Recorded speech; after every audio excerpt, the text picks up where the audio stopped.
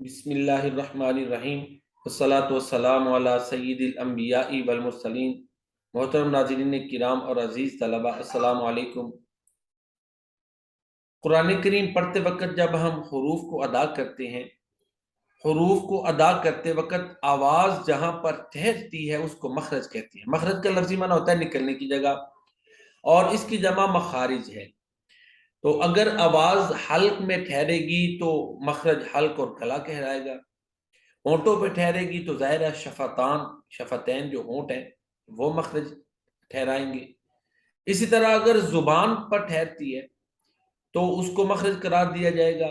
اگر جوف دہن میں آواز ٹھہرتی ہے یا خیشوم میں تو اس کو ہم مخرج جو ہے نا وہ ٹھہراتے ہیں، قرار دیتے ہیں کہ حرف کو ادا کرتے وقت یہاں پر آواز ٹھہرتی ہے۔ اس کا فائدہ یہ ہوتا ہے کہ اگر کسی اور جگہ پر آواز ٹھہرے، منہ کے اندر کسی مقام پر، تو اس کو درست کیا جا سکتا ہے۔ فار ایگزامپل حلق کے نچلے حصے میں آواز کو ٹھہرنا چاہیے، حمزہ اور ہا جو اینڈ پہ آتا ہے یا سے پہلے، اگر یہاں کی بجائے وسط حلق میں آواز ٹھہرے گی تو ظاہر مخرج غلط ہو جائے گا۔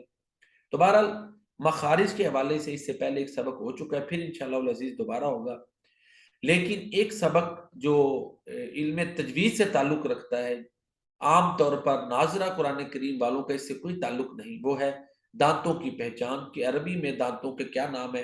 اور ظاہر ہے حروف کو ادا کرتے وقت یہ دانتوں کی پہچان بڑی ضروری ہے، اور ان کو عربی میں جاننا ضروری ہے تاکہ مخرج کی صحیح پہچان ہو سکے۔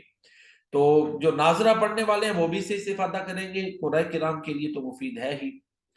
تو بنیادی طور پر انسان کے منہ میں 16 دانت ہوتے ہیں، 32 دانت ہوتے ہیں، معذرت 32، 16 اوپر اور 16 نیچے۔ آگے ان کے جو ہے نا وہ نام رکھے جاتے ہیں۔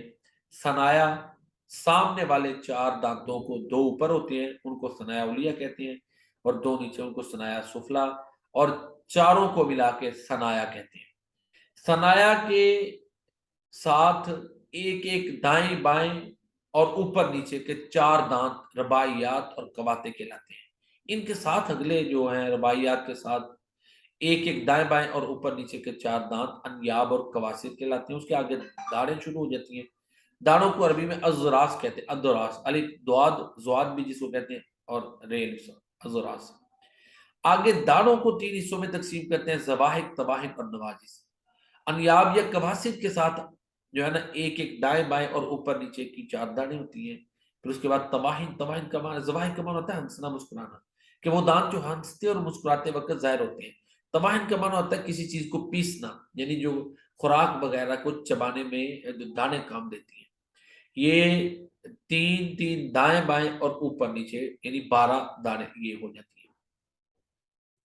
نواجز اس کے آگے، طواحن کے آگے ایک ایک دائیں بائیں اور اوپر نیچے، اور جس طرح کہ میں پہلے عرض کر چکا کہ دانوں کو عربی میں اذراس کہتے ہیں، اور اذراس جس کی جمع ہے، اس لیے زواحق، طواحن اور نواجز کو مطلقاً اذراس کہتے ہیں۔ تو یہ دانتوں کے نام ہیں، یہ یاد کر لیے جائیں تو بہتر ہے، نہیں تو انشاءاللہ اپنے سبق میں کوشش کروں گا کہ ان اصطلاحات کو استعمال کرنے کی بجائے آسان الفاظ استعمال کیے جائیں، تاکہ جو ناظرہ قرآن کریم کو بہتر کر کے پڑھنا چاہتے ہیں ان کو فائدہ ہو، اور ان کے لیے اپنے تلفظ کو درست کرنے میں آسانی ہو۔